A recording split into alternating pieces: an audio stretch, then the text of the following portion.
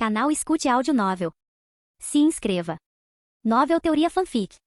Sistema de Inteligência Diária, Parte 13, Capítulo 137, Carta do Duque Calvino. Os preparativos de Nora começaram com extrema eficiência. Primeiro, várias carruagens de aparência comum foram preparadas. Seus exteriores foram cobertos com tecido cinza, tornando-as simples e discretas. Os tetos das carruagens estavam levemente empoeirados, dando-lhes a aparência de objetos antigos que haviam suportado uma viagem acidentada e nevosa. As carroças estavam cheias de caixas de madeira e fardos de tecido, parecendo, do lado de fora, a carga típica de um comerciante ambulante. Um mercador errante era um tipo comum de comerciante itinerante no norte, que não dependia de lojas fixas para sobreviver, mas viajava entre vários territórios em carruagens, vendendo seda, especiarias, ervas medicinais ou outros produtos de primeira necessidade. Eles trocavam mercadorias por dinheiro ou faziam escambo, vagando à deriva por anos, quase despercebidos. No território da Maré Vermelha, alguns mercadores itinerantes faziam visitas ocasionais, mas como Louis controlava os canais da família Calvin, a maior parte dos suprimentos foi adquirida especificamente e entregue diretamente ao território. Portanto, havia pouco interesse nessas pequenas caravanas mercantes de origem incerta.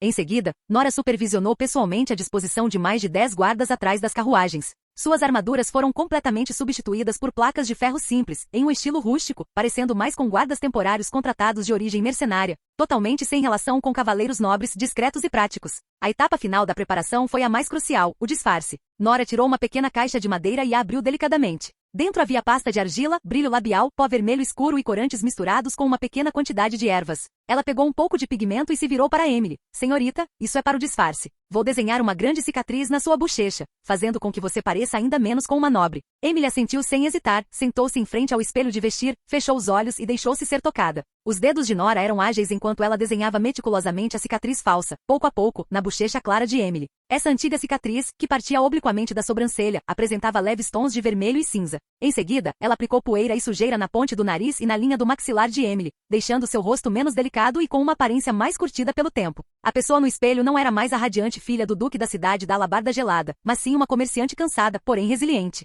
Emily olhou para si mesma no espelho e sorriu suavemente, demonstrando satisfação. Com certeza estou com a aparência certa. Claro, como todos esses planos de viagem secreta, poderiam ser escondidos do pai dela. Emily sabia do início ao fim que aquilo era apenas uma encenação. Ela estava se apresentando para o pai para mostrar sua atitude, e sabia que ele provavelmente concordaria. De fato, na noite anterior à sua partida, o velho mordomo relatou o ocorrido discretamente a Edmund. À mesa de jantar, o duque simplesmente contemplava em silêncio a neve que caía pela janela, e então, após um momento de reflexão, um sorriso cúmplice surgiu em seu rosto. Deixe-a ir. Ele instruiu o guarda pessoal ao seu lado. Peça a Victor que a acompanhe em segredo. Não deixe que ela perceba. Assim, na manhã do dia seguinte, antes que a neblina se dissipasse, várias carruagens saíram silenciosamente pelo portão oeste da cidade da Alabarda Gelada, dirigindo-se em direção ao território da Maré Vermelha. Emily não sabia se o jovem visconde era digno de sua confiança para toda a vida, mas ela estava disposta a ir ver a resposta por si mesma. Numa manhã do início da primavera, Louis já estava instalado em seu escritório, pronto para começar o trabalho do dia. Ele segurava uma xícara de chá vermelho quente, com um leve aroma de capim-limão e hortelã,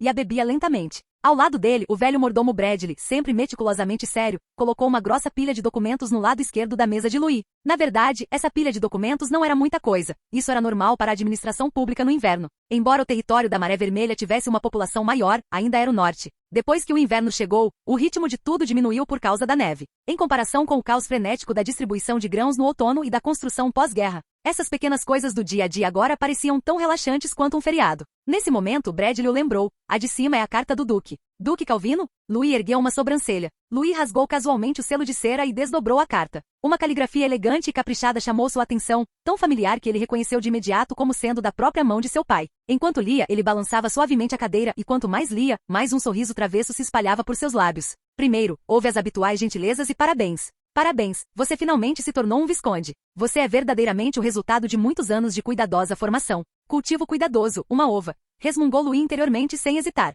Desde que aprendi a andar até chegar ao norte, vi você menos de 20 vezes, a maioria em banquetes de família. O segundo parágrafo era o ponto principal. O duque expressou grande satisfação por ter arranjado um casamento extremamente respeitável para ele. A noiva pretendida era Emily Edmond, a amada filha de Edmund. A expressão de Louis era calma ao ver essa notícia bombástica. Ele não ficou muito chocado. Afinal, o sistema de inteligência diária já havia noticiado esse assunto diversas vezes. Além disso, ele havia recebido uma informação sobre a senhorita Emily esta manhã. A senhorita Emily deixou cidade da Alabarda de Gelo de madrugada, disfarçada de caravana de mercadores itinerantes. suspeita de estar a caminho do território da Maré Vermelha. Essa informação foi bastante interessante e despertou o interesse de Louis. É claro que ele não estava particularmente nervoso nem com pressa para reagir. De qualquer forma, ela ainda não tinha chegado e, além disso, não planejava ir abertamente a um encontro às cegas. Ela estava apenas disfarçada de comerciante, para ver que tipo de pessoa ele era e qual era sua aparência. Ele também não conseguia fazer grandes planos. Em seguida veio a terceira questão, da qual Louis ainda não tinha conhecimento. Para dar todo o apoio necessário à família, Sua Majestade o Imperador emitiu uma nova ordem de expansão para o norte. Foi decidido enviar seus 2 irmãos mais velhos, Willis e Paul, para desbravar novos territórios. Caso encontrem dificuldades, por favor, ajudem-se mutuamente. É claro que você ainda é o representante da família Calvin no norte, e todos os assuntos relacionados à família no norte giram em torno de você. Ao ler isso, Louis ergueu uma sobrancelha. Quem sabe eu, um conde, seja o babá deles? Seus dedos inconscientemente tocaram a borda da carta 2 vezes, e ele rapidamente avaliou a situação em sua mente. Willis e Paul, os nomes desses 2 irmãos eram um tanto desconhecidos para Louis, que não tinha nenhuma impressão deles. Se meus 2 irmãos vierem pedir ajuda, eu ajudo se puder, mas não vou me esforçar demais. Mas se eles forem realmente desobedientes ou irracionais, então não me culpem por ficar de braços cruzados. Ele não nutria rancor contra esses irmãos, mas também não tinha afeto por eles. Os laços sanguíneos não podiam representar tudo, especialmente aqueles laços sanguíneos que não tinham qualquer ligação emocional. Neste norte, onde ventos frios e guerra se entrelaçavam, apenas companheiros confiáveis e força demonstrável eram dignos de se discutir o futuro. Somente eles eram dignos de formar alianças com ele e receber sua ajuda. Ele balançou a cabeça, dobrou a carta e a colocou no tubo de correspondência. Pegou uma folha de papel em branco e rapidamente escreveu uma resposta. O conteúdo era breve, em resumo. Reconhecido o pedido de expansão para o norte. Obrigado pela sua preocupação, pai. Tudo está bem no território da Maré Vermelha. Que a glória da família Calvin jamais se apague. Ele não escreveu mais nada, mantendo-se conciso e educado, com frases claras, porém friamente distantes. Após escrever, ele colocou a carta em um envelope, selou-o com cera e entregou-o a Bradley. Envie-a de volta. Sim, respondeu o mordomo, guardando cuidadosamente a resposta e continuou. Meu senhor, ainda há algumas questões locais a tratar. Embora triviais, precisam ser resolvidas rapidamente. Louis assentiu com a cabeça e abriu a primeira página. O primeiro relatório foi da equipe de gestão do rio. Devido ao derretimento da neve no curso superior do rio Rocha Vermelha, os níveis da água estão começando a subir e pode haver inundações. Louis olhou para o mapa e rapidamente circulou o trecho do rio. Que os trabalhadores do rio partam amanhã, busquem a madeira no depósito e tragam os bate-estacas pesados. Ele disse secamente. Além disso, chamem 2 equipes de milicianos para ajudar. Não deixem que as casas sejam inundadas. Sim, Bradley anotou. Em seguida, uma solicitação da equipe de manutenção de estradas. Devido ao derretimento acelerado da neve, as estradas estão lamacentas e difíceis de transitar. Reserve 10 carroças de palha para pavimentar as estradas. Não a coloque em excesso, muita palha dificultará a caminhada. Entendido. Em seguida foi apresentado um relatório da oficina. Os estoques de roupas de inverno são excessivos. Sugere-se reduzir a produção. Suspender a produção de luvas de couro e botas de lã, priorizar reparos e organização de estoque. Liberar mão de obra para organizar reparos em pontes e a construção de barreiras contra a neve. Louis largou a caneta e uma a uma as tarefas foram sendo organizadas por ele com a mesma facilidade com que se assenta tijolos. Bradley ficou ali parado, observando o senhor tomar várias decisões casualmente de sua cadeira, um tanto surpreso. Embora já tivesse presenciado isso inúmeras vezes, aquela serenidade ainda o fazia suspirar interiormente. Apesar de jovem, ele já se parece mais com um verdadeiro governante do que muitos senhores antigos. Louis encerrou o último relatório, recostou-se na cadeira para descansar por um instante e olhou pela janela para a rua, onde a neve estava derretendo gradualmente. As beiras do telhado na esquina já não estavam cobertas de gelo. A lama aos pés dos pedestres havia se transformado em poças de lama marrom escura. Os sulcos das rodas eram profundos. Os cães latiam com frequência e os pardais haviam retornado às beiras do telhado, piando incessantemente. Ele exalou suavemente, murmurando para si mesmo. A primavera está chegando, e é hora de... Aquilo não era apenas uma simples mudança de temperatura, mas um sinal de que todo um território estava prestes a despertar. Em seguida viria o degelo, o gado seria solto, as oficinas retomariam as atividades e as sementes seriam plantadas. Louis pensou em organizar um festival para comemorar. Então ele pegou uma folha de papel em branco, molhou a caneta na tinta e começou a escrever. Em pouco tempo, um plano de festival bem definido foi elaborado. Ele estendeu o papel sobre a mesa, examinou-o por um instante, não encontrou nenhuma omissão e então chamou Bradley. Quero realizar um dia de comemoração, disse Louis calmamente, por 3 motivos. Primeiro, para celebrar a chegada da primavera. Segundo, para celebrar o primeiro aniversário da fundação do território da Maré Vermelha. E terceiro, para celebrar minha nomeação como visconde. Ele empurrou o papel escrito na direção de Bradley. Bradley olhou para baixo e leu, seus olhos se arregalando ligeiramente. Ele já tinha visto nobres realizarem celebrações antes, mas a maioria eram banquetes para convidados, para beber e se divertir, completamente alheios ao povo comum. No entanto, neste plano, cada traço de design de Louis apontava claramente para um objetivo: envolver todo o território, dos mais velhos aos mais jovens, dos escravos aos agricultores, para que todos pudessem encontrar um sentimento de pertencimento. Nesta celebração, Bradley ficou sem palavras por um momento, depois, após uma longa pausa, disse, é realmente muito inovador. Nunca vi um plano de festival tão abrangente e sincero. Seu subordinado providenciará sua execução imediatamente. Capítulo 138. As aventuras de Emily. Quando Emily pisou pela primeira vez no território da Maré Vermelha, ela não tinha muitas expectativas. Afinal, antes de vir, ela havia consultado as informações anteriores sobre o território da Maré Vermelha. Tratava-se apenas de um dos cantos remotos do território do norte. Ela havia testemunhado a dureza e a desolação do território do norte desde a infância, acompanhando seu pai. Mesmo com Lorde, que diferença faria? Mesmo quando chegou à fronteira, tudo o que viu foram vastas extensões de terra desolada e sem vida, branqueadas pelo vento e pela neve, sem quase nenhum sinal de habitação humana. Ela tinha quase certeza de que aquele lugar provavelmente era muito parecido com outros territórios, desolado, sem vida com, no máximo, algumas poucas casas de madeira dilapidadas presas na neve. Mas à medida que a carruagem se aprofundava, seus pensamentos começaram a vacilar. A paisagem à sua frente começou a mudar. Emily olhou pela janela da carruagem em direção à distância, esperando apenas a imensidão desolada do território do norte, mas inesperadamente vislumbrou uma visão incomum. A área residencial do território da Maré Vermelha surgiu vagamente em sua visão. De longe já não era o acampamento improvisado e rudimentar que ela havia imaginado, mas possuía uma estranha sensação de ordem. O traçado de todo o assentamento era nítido, com ruas dispostas em um padrão quadriculado, ordenado e bem organizado. Aquelas casas semi-subterrâneas ondulavam em fileiras pela paisagem cinzenta e monótona do território do norte. Embora os detalhes não fossem claros, eles exalavam uma inegável sensação de organização. O que mais a surpreendeu foi que o contorno de um mercado era vagamente visível no centro da cidade. Os toldos do mercado e as barracas densamente dispostas estavam interligados como ornamentos. De cima da área contínua da oficina, ocasionalmente subiam espirais de fumaça branca. Mesmo à distância, ela parecia sentir aquela agitação e vitalidade tênues, porém constantes. Emily prendeu a respiração por um instante. Ela já tinha visto cidades demais no território do norte, acostumada à desordem, à decadência e à melancolia que a cercavam. Mas visto de longe, aquele lugar parecia uma flor desabrochando silenciosamente em meio à natureza selvagem. À medida que a carruagem se aproximava, o contorno do território da Maré Vermelha tornava-se mais nítido. As ruas deixaram de ser linhas distantes e se tornaram uma cena tangível que se desenrolava diante de seus olhos. Emily descobriu que o choque que sentiu à distância era apenas o começo. Quando aqueles contornos desfocados se tornaram incrivelmente nítidos, foi quase inacreditável. As ruas de cascalho eram largas e planas, e as rodas faziam um som sólido ao rolar sobre elas, sem lama ou irregularidades. Placas de madeira simples estavam dispostas ao longo dos dois lados da estrada, com as bordas limpas e organizadas, sem qualquer sinal de desordem. Mais adiante, fileiras de casas semi-subterrâneas estendiam-se ao longo das encostas suaves, com grossas paredes de pedra e telhados cobertos com grama espessa para isolamento. Embora não fossem belas, transmitiam uma sensação de extraordinária solidez e durabilidade. Mesmo as casas mais afastadas estavam impecavelmente intactas, sem qualquer sinal de deterioração. Meu Deus! Nora pressionou-se contra a janela da carruagem, quase gritando em voz baixa, isto é mesmo uma aldeia no território do norte? Emily não respondeu, apenas ficou olhando fixamente pela janela. Aquelas casas, aquelas ruas, não eram uma fachada para inspeção, nem uma retificação centralizada temporária,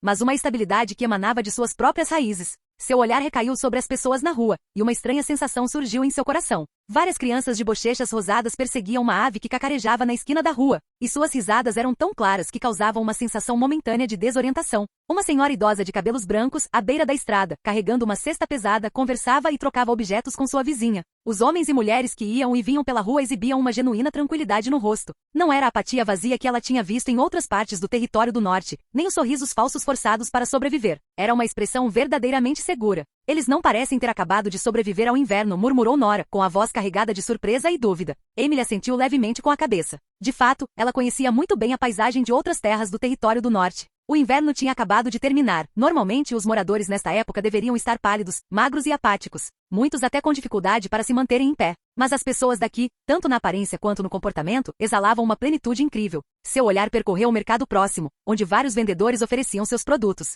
Havia até mesmo carnes curadas e secas, e alguns tecidos espalhados. As mercadorias eram muito mais ricas do que ela havia imaginado. Mais adiante ficava a área da oficina, onde o forno do ferreiro crepitava, o som do metal sendo martelado era claro e rítmico, e o serrar da madeira se sucedia, enchendo o ar com o cheiro de serragem e ferro. Tudo isso era surreal demais. O pensamento que havia sido reprimido no coração de Emily por muito tempo finalmente veio à tona. Se isso não foi um milagre, então foi uma capacidade de governar que beirava a loucura. Mas independentemente de qual fosse, não era algo que uma pessoa comum pudesse alcançar. Isto é mesmo o território do norte? Perguntou Nora novamente, com os olhos cheios de complexidade. Emily respirou fundo, desviou o olhar e disse baixinho, sim, este é o território do norte, é o território da Maré Vermelha. Ela podia sentir que sua leve cautela e reservas em relação a Louis estavam sendo violentamente rompidas naquele momento, e outra emoção, uma curiosidade e um entusiasmo mais profundos, estavam se espalhando rapidamente.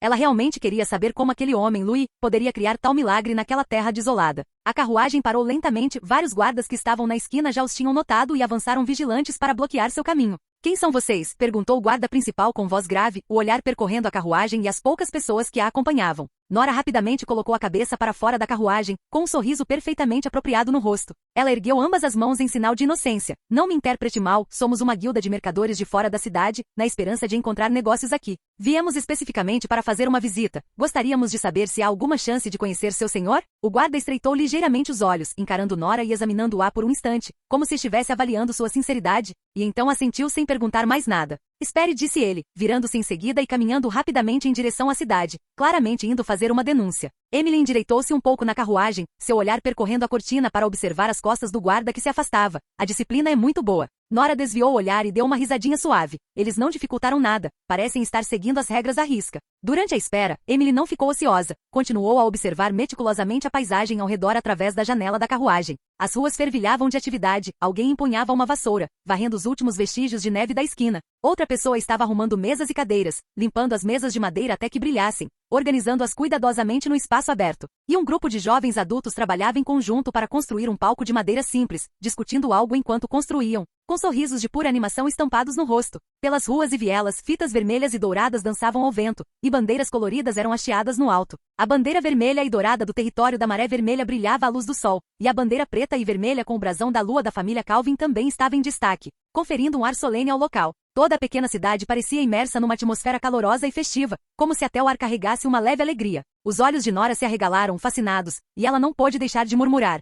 Isso é realmente interessante. Será que eles estão fazendo algum tipo de comemoração? Parece ainda mais animado do que nossos festivais na cidade da Alabarda de Gelo. Emily assentiu com a cabeça momentaneamente confusa e finalmente não pôde deixar de perguntar. Com licença, para que você está se preparando? Um aldeão de meia-idade, que estava mudando as decorações de lugar, ouviu a pergunta de Emily e deu uma risadinha enquanto largava o que estava segurando. Ele enxugou o suor da testa e respondeu com orgulho evidente. Ah, nós? Estamos nos preparando para o festival de abertura da primavera amanhã, para comemorar o primeiro aniversário do território da Maré Vermelha, e a ascensão de Lord Louis ao título de Visconde. Temos que animar as coisas. Visconde? Emily ficou estupefata, com um olhar de descrença brilhando em seus olhos. Ele já é um visconde? O aldeão sorriu e acenou com a cabeça. Sim, nesta mesma época do ano passado, não tínhamos nada aqui, apenas um terreno baldio. Foi Lord Louis. Ele nos salvou. Naquela época mal conseguíamos sobreviver, mas ele nos tirou da lama, e agora temos vidas tão boas. Uma jovem que estava por perto também sorriu e acrescentou. Sim, Lord Louis é muito bom para nós. Ele não só nos deu casas para morar e comida para comer, como também nos ensinou a nos sustentar. Depois deste ano, quase nos esquecemos daqueles dias de ansiedade que costumávamos viver. Olha aquela bandeira, disse o aldeão de meia-idade, apontando para a bandeira vermelha e dourada com o sol tremulando ao vento, com os olhos cheios de sincera reverência.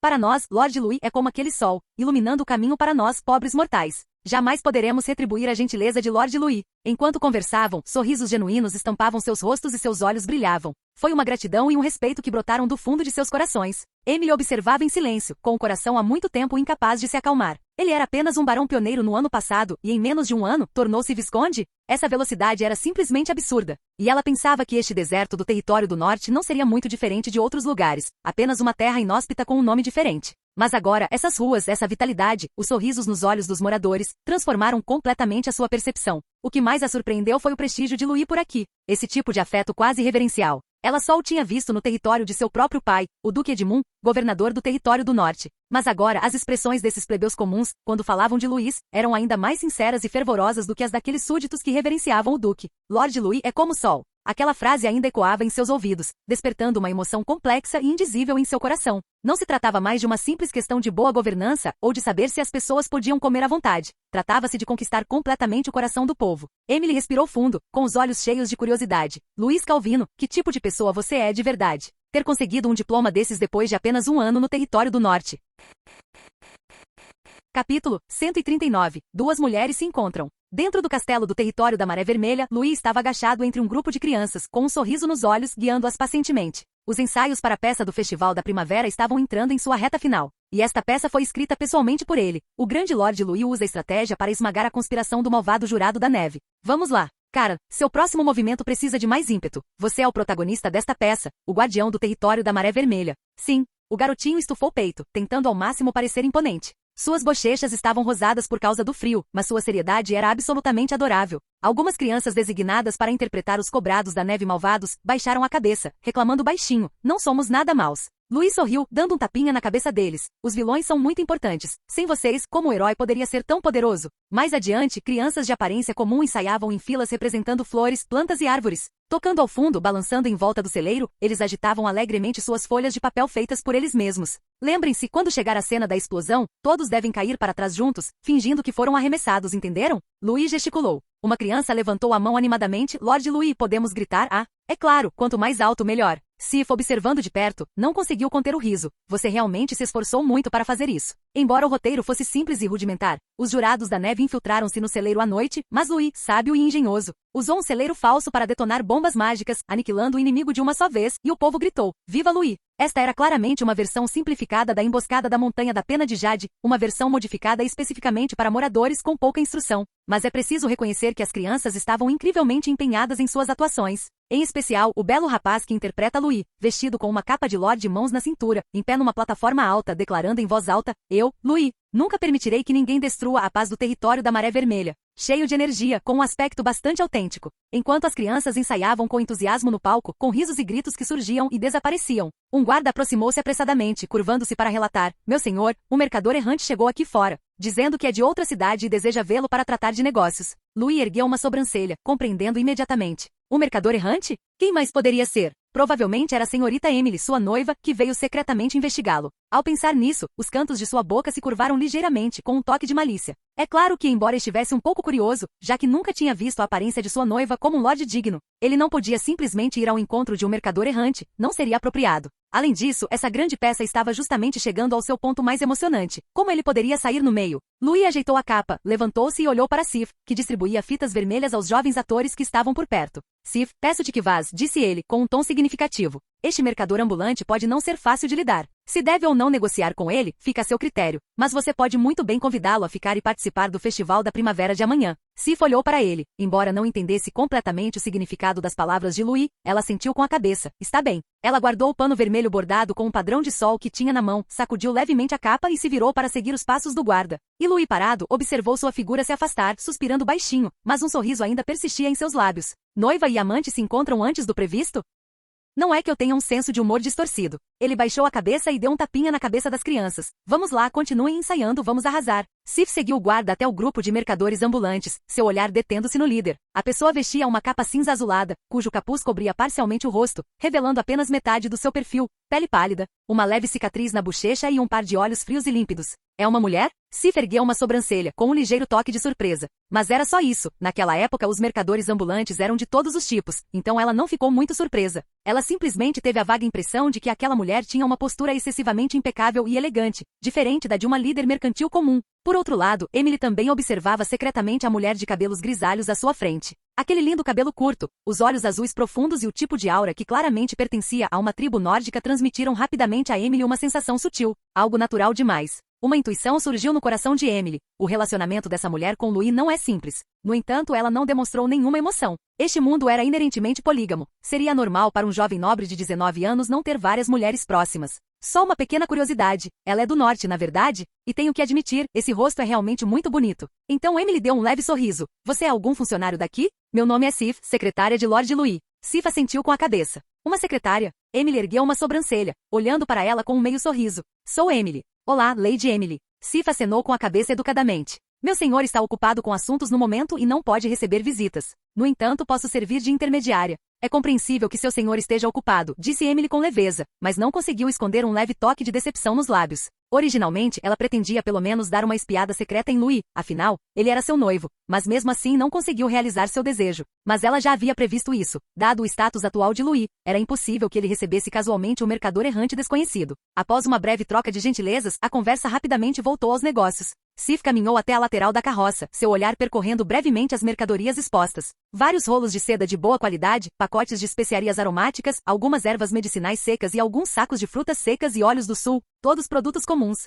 Ela passou os dedos casualmente pela borda de um tecido de seda, dizendo com leveza: estas parecem boas coisas, mas para o nosso território afetado pela maré vermelha, não são urgentemente necessárias neste momento. Emily sorriu levemente, sem demonstrar surpresa. Na verdade, esta viagem foi apenas um desvio pelo norte. Os produtos que trouxe são suprimentos comuns, nada de raro. Sif olhou para ela com um sorriso educado nos lábios. Não vamos comprar nada por enquanto. Dito isso, o clima não era constrangedor, pois todos sabiam que esse assunto não era o ponto principal. Sif lembrou-se subitamente da instrução anterior de Louis e acrescentou: no entanto, amanhã é o festival da primavera do nosso território da Maré Vermelha. Se você e sua caravana estiverem interessados, serão bem-vindos para ficar e assistir conosco. Emily estava pensando secretamente em como pedir para ficar sem qualquer pudor, mas, inesperadamente, o convite veio até ela. Os olhos dela brilharam e ela respondeu prontamente: sério? Muito obrigada pelo convite gentil. Com certeza ficaremos. Ela falou educadamente, mas por dentro, soltou um pequeno suspiro de alívio. Excelente, não só posso ficar, como também posso presenciar pessoalmente o festival do território da Maré Vermelha. Talvez eu consiga encontrar outra oportunidade para ver meu noivo pessoalmente.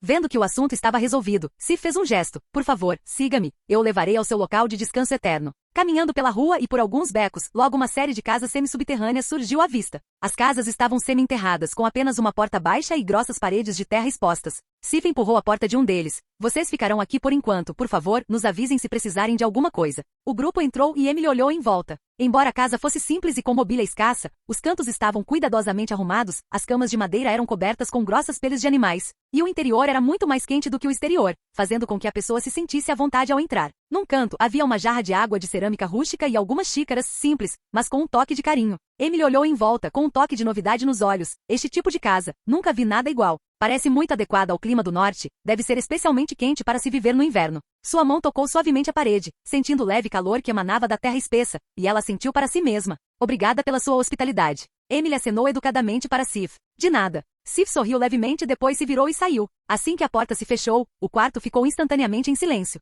Emily caminhou até a cama e sentou-se, seus dedos brincando casualmente com as xícaras sobre a mesa, contemplando seu dia agitado. Embora não tivesse visto o noivo hoje, o território da Maré Vermelha já lhe havia reservado muitas surpresas. Mas ao pensar na celebração de amanhã, seu coração se encheu de ainda mais expectativa. Espero que este senhor da Maré Vermelha não me decepcione, ela murmurou baixinho, com um tom de curiosidade e expectativa mal disfarçadas. Antes que o primeiro raio de sol da manhã atravessasse as nuvens densas, Emily abriu os olhos. Vozes humanas fracas vinham de fora, e um aroma quente pairava no ar. Era o aroma de pão e mingau, espalhando-se pelo ar ligeiramente frio, como um presságio do festival da primavera, enchendo o coração de expectativa. Ela vestiu sua capa, e no instante em que abriu a porta, a luz do sol invadiu a rua recém-varrida. As pessoas nas ruas e vielas também começaram a sair de suas casas. Todos vestiam suas roupas mais limpas e apresentáveis. Embora a maioria ainda fosse de roupas de algodão grosseiro, estavam limpas e bem passadas, e essa seriedade fez com que Emily involuntariamente diminuísse o passo. Será porque hoje há um festival? Ela murmurou para si mesma, observando a multidão agitada na praça, e não conseguiu evitar seguir seus passos.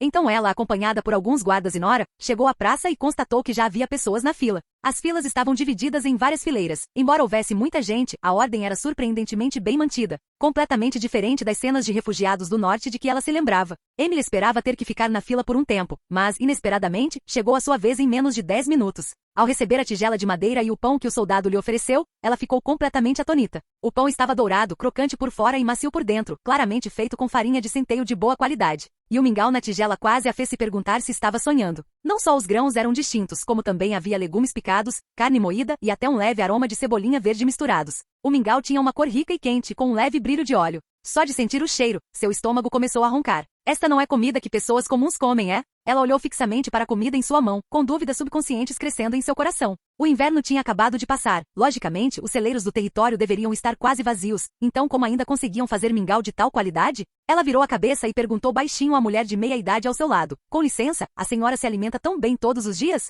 A mulher a examinou de cima a baixo, viu suas vestes impecáveis e provavelmente a reconheceu como uma comerciante forasteira. Então, sorriu e explicou. Não, não é. Hoje é dia de festa, então temos esse mingau quente e um pão grande. Lord Louis disse que todos deveriam comer bem e se divertir bastante. Emily soltou um suspiro de alívio em segredo. Era realmente um dia especial. Ela pensava assim, nesta época do ano, muitos lugares ainda lutavam para sobreviver, então comer uma tigela de mingau todos os dias seria um exagero. No entanto, continuou a mulher, tomando seu mingau lentamente, podemos ir ao posto de distribuição de grãos uma vez por semana para buscar grãos e cozinhá-los em casa. Eles nos dão bastante, podemos fazer 3 refeições completas por dia. A mão de Emily parou. Ela ergueu os olhos, encarando a outra pessoa, quase pensando que tinha ouvido errado. Ao ver a expressão de contentamento evidente da mulher, ela ficou momentaneamente sem palavras. Isso, ela realmente não está mentindo? No final do inverno e início da primavera, os moradores da cidade da Alabarda de Gelo eram considerados abastados se conseguissem fazer 2 refeições, mesmo que apenas pela metade. Mas aquelas pessoas à sua frente de rosto rosado relaxadas, até com energia para conversar e brincar. Este lugar é rico como um sonho.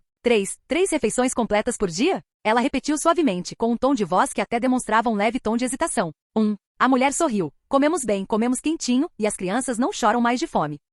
A mulher levou lentamente a última colherada de mingau à boca, com a voz repleta de genuína gratidão, graças a Lord Louis. Se não fosse por ele, como teríamos a vida que temos hoje? A mulher falou e sorriu. Aquele sorriso, uma mistura de dificuldades passadas e uma nova esperança, deixou Emily um pouco atonita. Inicialmente, Emily pretendia observar, de forma discreta e com uma mistura de curiosidade e dúvida, que tipo de pessoa era seu noivo, a quem ela nunca havia conhecido de fato. Afinal, pelo que ela ouvirá, ele era apenas um jovem nobre, com impressionantes conquistas militares, mas de temperamento excessivamente rígido. Ela não tinha certeza se era apenas uma fachada, ou se ele realmente possuía alguma habilidade. Mas ela jamais imaginou que o que a aguardava não seria uma fria ficha militar, nem elogios vazios, mas sim uma cidade como esta. Ela olhou para o mingau quente e o calor da palma da mão trouxe uma estranha sensação de paz ao seu coração. Você precisa comer até se fartar, lembrou a mulher com um sorriso. Há uma competição mais tarde. Que competição? Emily olhou para cima, perguntando curiosa.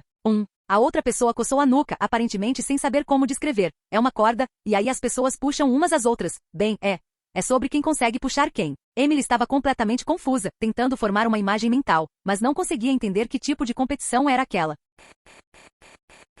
Canal Escute Áudio Novel. Capítulo 140, Os Jogos da Maré Vermelha. Emily estava completamente perplexa, tentando montar uma imagem em sua mente, mas não conseguia imaginar como seria a competição de cabo de guerra daquela mulher. Você verá quando chegar a hora, disse a mulher com um sorriso, acenando com a mão, e voltou ao ponto de coleta com a tigela vazia. Amanhã chegou num instante. Os campos de treinamento dos cavaleiros e soldados do território da Maré Vermelha ficaram bastante movimentados. O local havia sido transformado em uma arena esportiva temporária, com uma arquibancada de madeira erguida e encimada pela bandeira do território da Maré Vermelha. Um cronograma de eventos desenhado à mão foi pregado na frente, com ilustrações e caligrafia torta listando: cabo de guerra, corrida de revezamento, competição de arremesso de pedras, revezamento de lenha. Embora não fosse ornamentado, exalava um charme rústico e simples da vida cotidiana. Inicialmente, Emily pretendia apenas dar uma olhada e ir embora, pois sua identidade a impedia de permanecer em meio à multidão. Mas ao chegar à beira da arena, seus passos diminuíram. Risos e gritos surgiam e desapareciam em ondas. As crianças corriam alegremente, agitando as pequenas bandeiras que elas mesmas haviam feito, dando voltas em torno dos adultos. Essas cenas calorosas e vibrantes a cativaram. Ela pensou por um instante e decidiu não ir embora, procurando, em vez disso, um degrau de madeira na beira da praça para se sentar. No início, Emily era um pouco reservada, com medo de ser reconhecida, mas logo percebeu que ninguém estava prestando atenção nela. Todos acompanhavam com olhares as competições no centro do campo, suas emoções oscilando entre vitórias e derrotas, como as borbulhas de uma panela de água fervendo. Um garotinho agachou-se ao lado dela, segurando metade de um bolo de açúcar, murmurando: nossa área residencial tem o cole pernilongo, com certeza vamos ganhar. Ao saber que Emily era uma convidada de fora, ele explicou-lhe as regras detalhadamente. A competição de cabo de guerra utilizava uma corda de cânhamo, com 10 pessoas de cada lado, independentemente do gênero. A corrida de sacos consistia em dar uma volta completa ao redor da praça, e a equipe mais rápida ganharia moedas de prata. Havia também uma competição chamada revezamento da lenha, onde um feixe de lenha tinha que ser passado de mão em mão para ver qual equipe era mais estável. Essas competições não eram complicadas, até um pouco desajeitadas, mas justamente por isso todos podiam participar. Fossem agricultores ou escravos, homens, mulheres ou crianças, todos cerraram os dentes e correram, puxaram cordas e atiraram pedras com toda a sua força.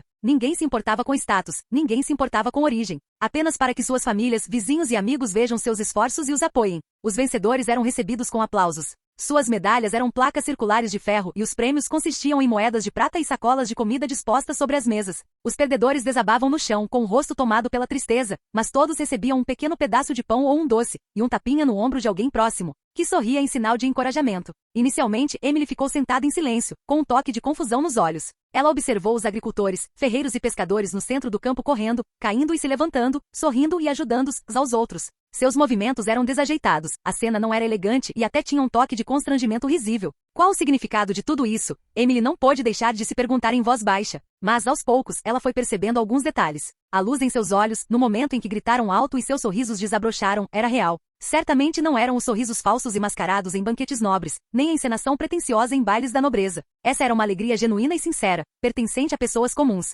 Crianças corriam pela poeira na beira do campo, segurando doces e medalhas com largos sorrisos no rosto. Os adultos suavam profusamente, trocando cumprimentos com as mãos, e mesmo aqueles que perderam saíram do campo sorrindo. Mesmo após a decisão do resultado, ninguém reclamou ou discutiu. Só se ouviram risos e aplausos contínuos. A atmosfera era tão pura que quase fez Emily esquecer onde estava e o motivo de estar ali. Essa era uma forma rara de entretenimento para o povo desta terra. Finalmente chegou a hora do último evento, a grande final da competição de cabo de guerra. A praça explodiu instantaneamente em alvoroço, o ruído tão ensurdecedor que chegava a entorpecer o coração. As pessoas se espremiam na beira do campo, as crianças espreitavam por cima dos ombros dos adultos, e até o vendedor de doces ignorava seu trabalho, empurrando sua pequena cesta em meio à multidão. As duas equipes se agacharam, segurando firmemente uma corda grossa de cânhamo. Os participantes eram dezenas de rostos simples, ferreiros de pele escura, lenhadores robustos, jovens esbeltos. Mas nenhum deles era nobre, nenhum tinha sangue de cavaleiro. No entanto, seus olhares eram todos igualmente firmes. O árbitro levantou o braço e o ar pareceu congelar instantaneamente. Começar. Com um único comando toda a praça explodiu.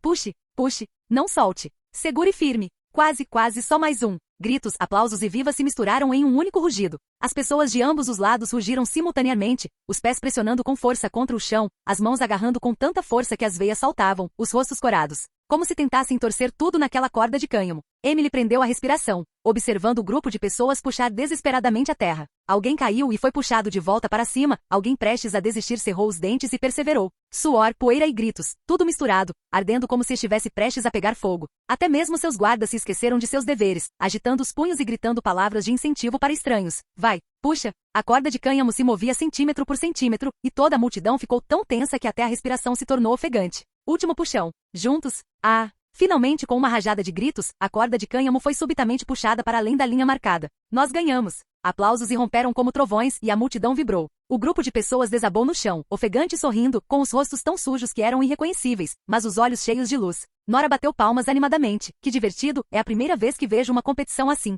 Emily não respondeu às suas palavras. Como filha de uma nobre criada desde a infância, além da diversão, ela conseguia enxergar muito mais naquilo. As pessoas no campo estavam rindo, gritando e cantando. Aquilo não era simplesmente um sorriso de vitória, mas um sentimento de honra indescritível. Ou melhor, um sentimento de pertença, de unidade. Era o amor genuíno do povo por esta terra. Se fosse apenas por alguns prêmios, para encher a barriga, eles não teriam cercado as equipes após a competição, cantando até ficarem roucos, sem querer parar. Eles lutavam com todas as suas forças por nosso território da Maré Vermelha. Este não foi um resultado alcançável por meio de algumas políticas, mas sim um sentimento já profundamente enraizado em seus corações. Luiz ensinou as pessoas daqui a terem orgulho de si mesmas e dele. Emily sentiu um arrepio no coração, mas um tremor sutil surgiu. E seu noivo, que ela antes pensava ter acendido apenas por meio de algumas batalhas brilhantes, agora semeava silenciosamente sementes que nunca haviam brotado antes nesta terra desolada e jovem. Louis, como você fez isso? Os pensamentos de Emily voltaram para a cidade da Alabarda de Gelo, um lugar que ela conhecia tão bem que poderia percorrer cada rua de olhos fechados. O território mais rico do norte, sem dúvida.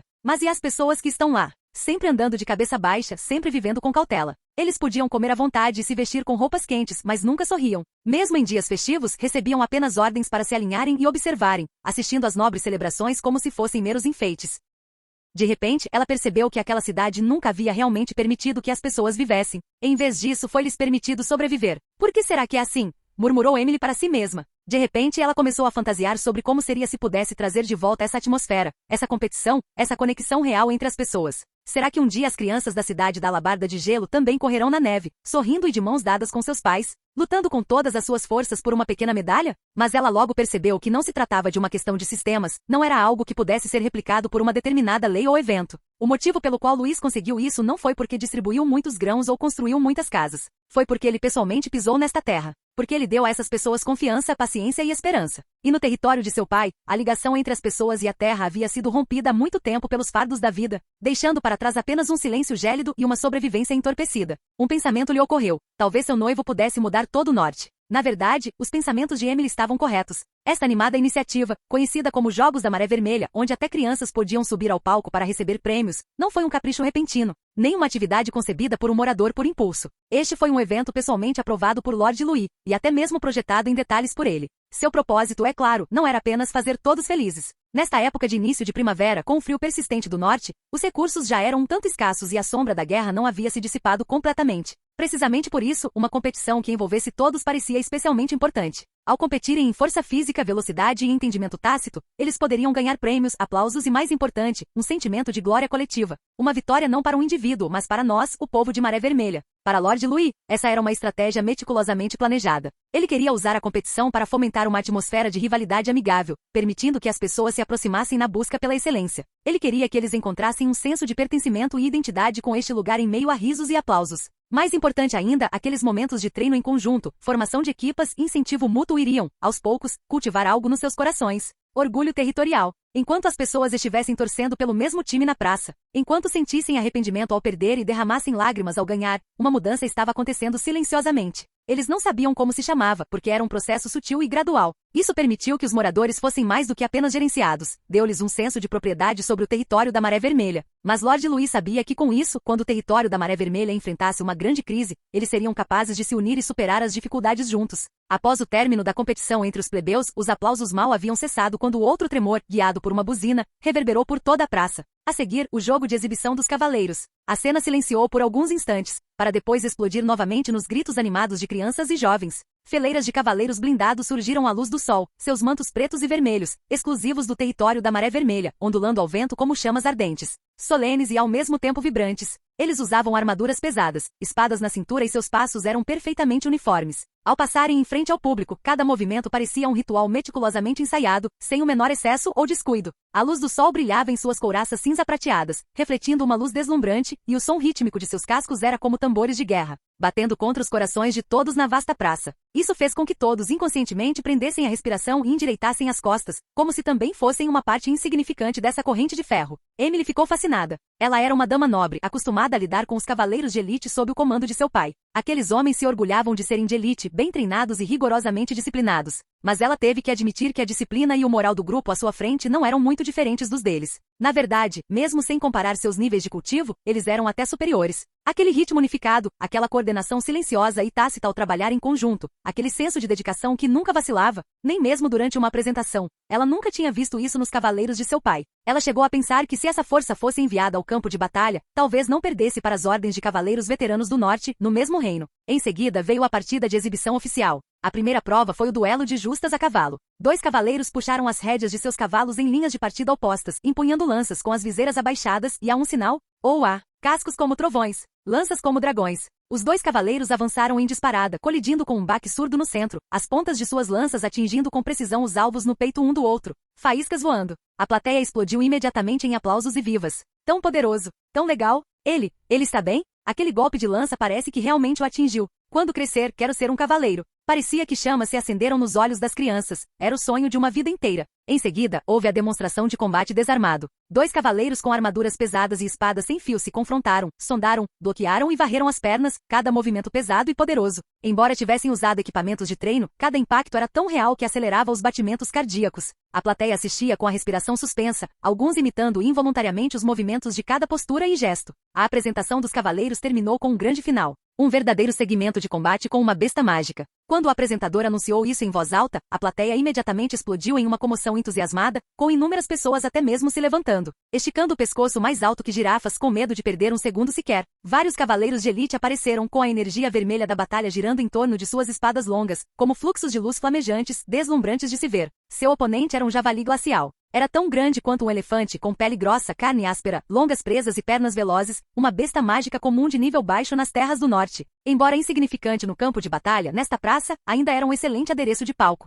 E esses cavaleiros claramente entendiam o conceito de performance. Eles não se precipitaram e mataram o javali instantaneamente, em vez disso trocaram golpes. Sua energia de batalha cintilando como se estivessem fornecendo efeitos especiais para um espetáculo de luta de feras para o público. Às vezes, eles atacavam com ferocidade, outras vezes deslizavam deliberadamente para se esquivar, mantendo o controle da situação geral. Faziam o javali girar em círculos, mas sempre escapando por pouco. Ondas de aplausos ecoaram por todo o local. Alguns membros da plateia pularam de um salto, empolgados, gritando, peguem, dividam com uma espada só. Outros agarraram os braços dos amigos. Meu Deus, você viu a investida dele agora há pouco? Emily estava no meio da multidão e não conseguiu conter um risinho discreto. Ela nunca tinha visto tal cena, não porque caçar criaturas mágicas fosse raro, mas esse estilo de luta de diminuir o ritmo intencionalmente para que todos assistissem, era quase como uma ópera encenada com uma besta mágica. Portanto, o combate também pode ser visto como um espetáculo. É bastante emocionante. O espetáculo de luta de feras terminou, seguido pelo segmento mais emocionante. Enquanto o trompetista tocava a melodia da vitória, os cavaleiros da Maré Vermelha, dispostos em formação impecável, ergueram simultaneamente suas lanças,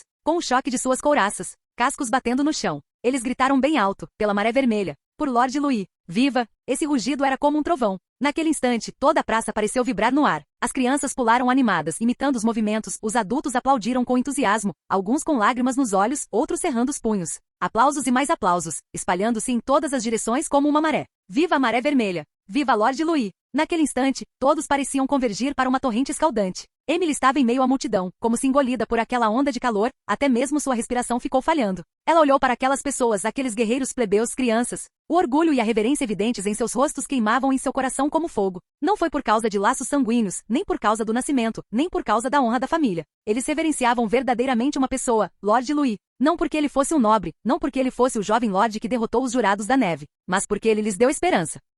Ele os fez sentir que eles também pertenciam a esta terra, a este nome Maré Vermelha. Ele não era apenas o seu senhor, mas também o seu patriarca, o seu sol. Emily sentiu-se um pouco sufocada. Tal cena nunca havia sido vista no território de seu pai. Seu pai era o governante de todo o norte, a maior autoridade, mas as pessoas o temiam e o obedeciam, embora nunca o apoiassem verdadeiramente. Emily cerrou os punhos. Naquele momento, sua curiosidade por Louis atingiu um novo patamar. Mas o que ela não sabia era que em um pavilhão não muito distante, Louis também observava silenciosamente a praça cheia de alegria. Ele estava de pé atrás da luz do sol, com os braços cruzados e uma expressão calma. O efeito é bom, murmurou Louis, com um leve sorriso nos lábios. Pelo menos isso os fará saber que mesmo que haja outra guerra no futuro, eles têm uma ordem de cavaleiros por trás deles, pronta para lutar a qualquer momento. O fervor e a reverência do povo naquele momento não lhe eram estranhos, nem valiam apenas serem alimentados por eles. Porque ele sabia muito bem que esta terra do norte estava constantemente em perigo. A paz atual era apenas um breve alívio, e ele sabia claramente que um desastre ainda maior atingiria o norte neste inverno. Ele precisava manter a paz vigente com ordem clara e firme. Na verdade, essa demonstração do cavaleiro nunca teve a intenção de agradar a ninguém desde o início. Não era para se exibir, nem era romântico. O objetivo era simplesmente demonstrar a força militar do território e transmitir-lhes uma sensação de segurança. Então Louis se virou e perguntou: como estão indo os preparativos para o banquete? Bradley assentiu com a cabeça. Quase pronto. Todos os ingredientes foram entregues na praça e as equipes de apresentação estão em seu ensaio final. Pode começar em cerca de 1 hora. Louis assentiu com a cabeça, erguendo os olhos para o céu.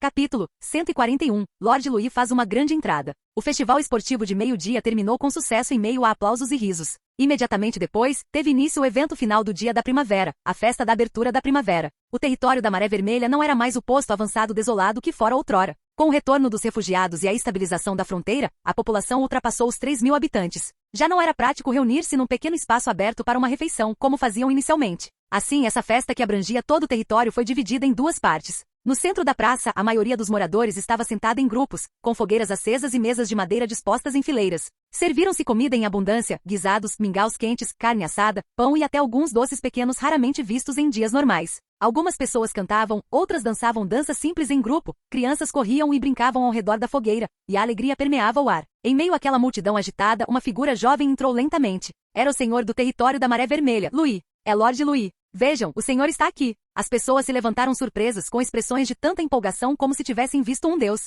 Não, foi como ver o sol. Eles o olharam, como pessoas que esperaram muito tempo pelo amanhecer em uma noite fria, finalmente contemplando a luz da manhã. Aquele brilho e calor foram suficientes para reacender a chama há muito extinta em seus peitos. Louis caminhava de mesa em mesa, cumprimentando-os com a cabeça baixa. Ele não se mostrou distante, apenas sorriu suavemente. A comida de hoje está do seu agrado? As crianças estão satisfeitas? A chuva de alguns dias atrás não afetou a obra, não é? Mesmo poucas palavras, mesmo um simples aceno de cabeça, eram como o primeiro sol do inverno, penetrando nos corações das pessoas e dissipando anos de frieza. Um velho se levantou, apoiando-se em sua muleta, ainda segurando firmemente a mão de Louis, contendo as lágrimas. Senhor, graças a ti, ainda podemos nos reunir em volta de uma mesa para comer hoje. Muito obrigado, de verdade, muito obrigado. E essa opinião encontrou concordância em ainda mais pessoas. Aqueles olhares, aquelas lágrimas, aqueles sorrisos, todos apontavam para uma única pessoa, Louis. Ele não disse muito, apenas ouviu e respondeu com sinceridade, como sempre, mas a multidão pareceu finalmente ter recuperado a esperança. Porque eles sabiam que com ele, a Maré Vermelha nunca esfriaria. Entretanto, no salão principal da alta torre do castelo da Maré Vermelha, outro banquete mais solene se desenrolava silenciosamente. Não havia decorações exageradas em ouro e prata, nem amenidades superficiais típicas de encontros nobres, apenas longas mesas de carvalho polido,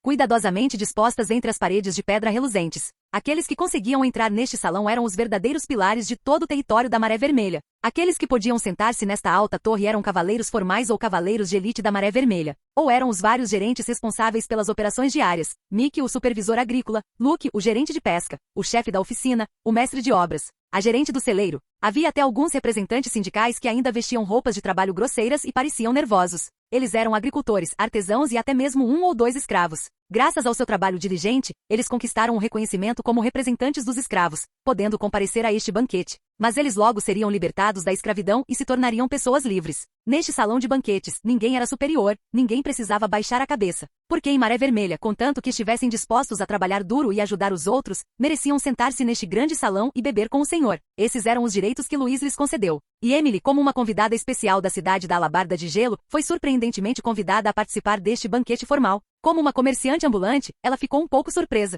O que a surpreendeu ainda mais foi que as pessoas ao seu redor não eram nobres, no sentido tradicional. Estavam vestidos com esmero, mas claramente não com trajes formais, em vez disso usavam roupas de trabalho práticas. Sob suas vestes de linho grosseiro, havia pele escurecida pelo sol e calos dos cabos de martelo. Suas risadas e conversas não tinham a pretensão reservada das damas da nobreza, em vez disso, eram calorosas e sinceras. Mick, como estão indo os preparativos para a aragem da primavera? Nada mal, o Mac fez um arado pesado para mim, é muito eficaz. Esses convidados ilustres riam alto e brindavam uns aos outros à mesa principal, trocando experiências sobre agricultura, pesca e manutenção de poços e canais, bem como dificuldades recentes no trabalho. E seus rostos transbordavam honra e naturalidade. Nem serviu nem constrangido. Emily os observava com uma expressão confusa, sem entender por que Louis faria aquilo. Então, sem querer, seu olhar se voltou para o assento elevado. Ela esperava ver o jovem Lorde, mas ele não estava lá, Louis estava ausente. Por fim, ela não resistiu e perguntou baixinho a uma funcionária sentada perto dela: com licença, quando Lord Louis chegará? A funcionária, que estava pensando em como melhorar o sabor da carne assada, sorriu ao ouvir a pergunta e disse: o senhor? Ele ainda está cumprimentando os moradores na praça, já deve voltar. Enquanto falava, seu tom era descontraído, mas carregava um orgulho sutil.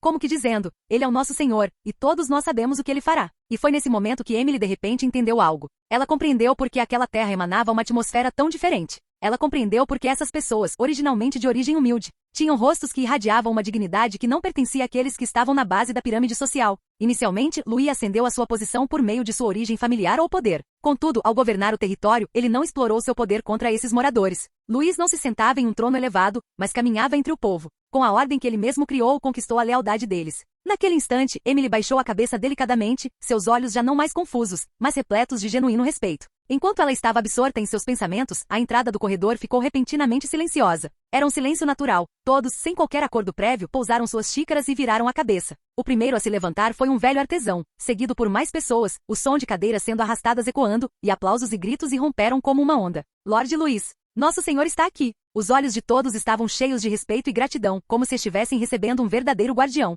Emily também ergueu imediatamente o olhar. Ele havia chegado. O lendário Lorde da Maré Vermelha, o jovem visconde e seu noivo. Louis fez uma entrada triunfal. Ele vestia um uniforme preto e dourado de corte impecável, cujas cores eram discretas, porém dignas. Emily observou o jovem Lorde entrar no salão principal, momentaneamente absorta em pensamentos. Louis era completamente diferente do herói de batalha que ela havia imaginado.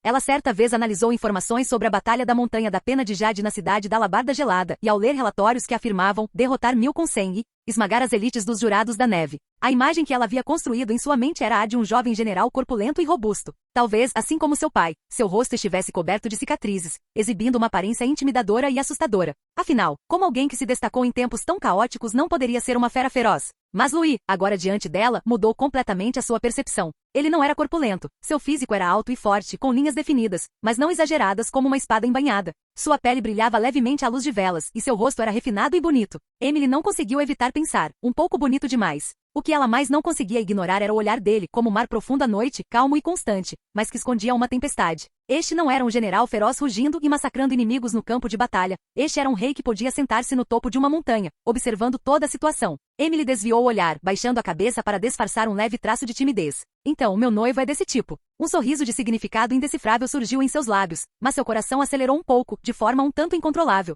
Não foi apenas por ele ser bonito. O que realmente a comoveu foi o que ela tinha visto e ouvido nos últimos 2 dias. Os aplausos do festival esportivo, os gritos da praça. Era o orgulho incontido nos olhos dos moradores, a maneira como aqueles que antes se mantinham em silêncio agora voltavam a erguer a cabeça. Essa era a verdadeira imagem de um senhor que havia conquistado a confiança e o apoio de seu povo. Isso era o que Emily achava mais fascinante, e claro, tudo isso dependia da beleza dele. Louis finalmente entrou no salão principal do Castelo da Maré Vermelha. Aplausos, cumprimentos respeitosos e pessoas se levantando surgiram como uma onda, mas ele apenas acenou levemente com a cabeça em reconhecimento. Seu olhar percorrendo sutilmente um certo canto dos assentos dos convidados antes de se sentar. Seu olhar permaneceu ali por meio segundo. Uma mulher estava sentada com a cabeça baixa, sua postura tão reservada que era quase fantasmagórica. Em seu rosto havia uma antiga cicatriz diagonal, que se estendia da sobrancelha até o queixo, como uma marca deixada por uma lâmina afiada. A cicatriz era discreta, porém nítida, impressionante, classificando-a quase instantaneamente como uma mulher que sobreviveu à guerra. Mas o olhar de Louis repousou sobre o rosto dela apenas por um instante antes de ele desviar o olhar, aparentemente despreocupado. A maquiagem é boa, as cores estão bem esfumadas, e até mesmo a luz e a sombra são trabalhadas com meticulosidade.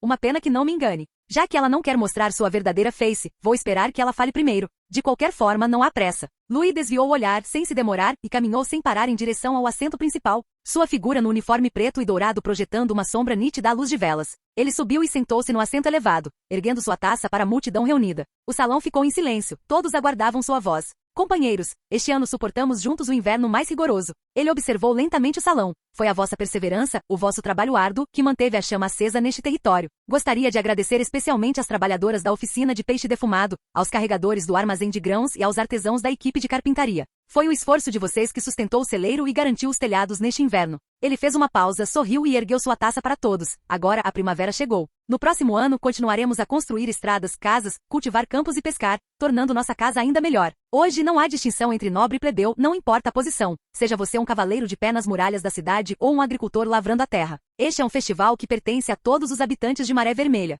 Coma bem, beba bem, ria à vontade. Este momento, a Maré Vermelha pertence a você. Capítulo 142. Emily toma uma decisão. Um breve silêncio no salão foi rompido como por uma faísca. O primeiro a reagir foi um velho artesão sentado num canto, que ergueu bem alto sua caneca de barro e gritou o primeiro brado. Viva a Maré Vermelha! Viva Lord Louis! Imediatamente, o som irrompeu como uma torrente de montanha vinda de todas as direções. Viva! Viva a Maré Vermelha! Um brinde a Lord Louis! Aplausos, gritos e o tilintar nítido das xícaras se fundiram numa onda fervorosa, como se todo o salão estivesse tremendo. Os olhos de algumas pessoas se avermelharam de excitação, algumas cerraram os punhos e os agitaram sem parar, e outras, enquanto gritavam, engoliram um grande gole de bebida forte, com o rosto exibindo um sorriso alegre há muito perdido. A gratidão em seus rostos não era adoração cega, mas reconhecimento sincero. Emily estava sentada à mesa, com o coração palpitando a cada grito de Viva a Maré Vermelha. Este não foi apenas o ponto culminante de um banquete, mas o despertar da alma de um território. Durante o restante do banquete, risos e o tilintar de copos se alternavam, e um grupo de crianças, lideradas por seus acompanhantes, correu animadamente para o pequeno palco. Uma criança um pouco mais velha endireitou as costas, pigarreou como um adulto e gritou: "Somos o Teatro Infantil Maré Vermelha. Apresentamos a vocês a história de como o grande Lord Louis usou estratégia para esmagar a conspiração do malvado Jurado da Neve." Risos e aplausos irromperam imediatamente da plateia. Os jovens atores dividiram seus papéis. Calvin, o mais alto, usava uma capa de Lorde claramente feita de uma toalha de mesa, com uma expressão incrivelmente solene, interpretando Louis e enfatizando repetidamente em suas falas guardar a paz do território da Maré Vermelha. Várias crianças usavam máscaras caseiras desgastadas pela neve e brandiam espadas de madeira como vilões. E um grupo das crianças mais novas simplesmente brincava de flores, plantas e árvores, agitando folhas de papel nas mãos, usando seus movimentos delicados para criar uma cena de um celeiro. O ponto culminante foi o plano engenhoso de Louis para derrotar o inimigo. Calvin gritou bem alto: "Acendam as bombas mágicas." Imediatamente, todas as crianças do grupo do celeiro caíram simultaneamente no chão com um estrondo simulando um efeito de explosão estrondosa. Isso provocou uma explosão de risos e aplausos contínuos da plateia. Em seguida, houve várias apresentações de música e dança, algumas eram canções folclóricas que elogiavam Lord Louis por ter apaziguado a guerra e reconstruído a pátria,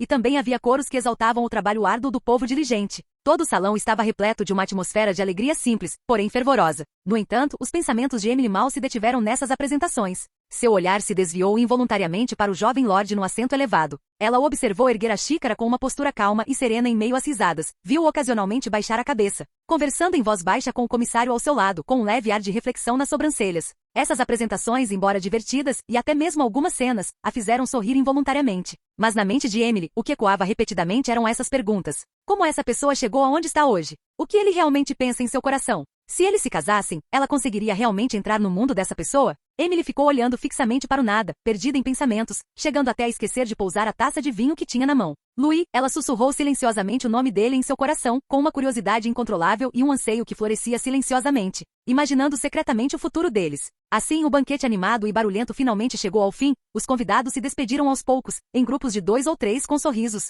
e gradualmente deixaram o salão, ainda transbordando de satisfação. Mas Emily mal ouviu as despedidas finais. Ela ficou sentada em silêncio, com o coração palpitando como se fosse delicadamente arrancado, incapaz de se aquietar por muito tempo. As risadas, a apresentação das crianças e os brindes por todo o salão pareciam um sonho confuso. Apenas a pessoa no assento principal, Louis. Ele era incrivelmente lúcido, ocupando firmemente a mente dela. O que há de errado comigo? Ela murmurou baixinho, tentando se recompor, mas sentia como se seu coração estivesse sendo lambido por chamas. Um calor escaldante difícil de suportar. Ela retornou à sua residência, ainda incapaz de escapar daquele turbilhão de pensamentos. Em pé diante do espelho, seus olhos brilharam à luz de velas. Finalmente Emily respirou fundo, como se tivesse tomado uma decisão, e se virou para olhar para Nora que estava ao seu lado. Nora, disse ela suavemente, mas com firmeza, ajude-me a remover a maquiagem. Nora fez uma pausa, hesitante por um momento, mas, senhorita. Suas palavras foram interrompidas pelo brilho incomum dos olhos de Emily. Era uma luz resoluta, repleta de expectativa, nervosismo e coragem. Nora abriu a boca, mas no fim não perguntou nada mais, apenas assentiu em silêncio e removeu habilmente a maquiagem do rosto.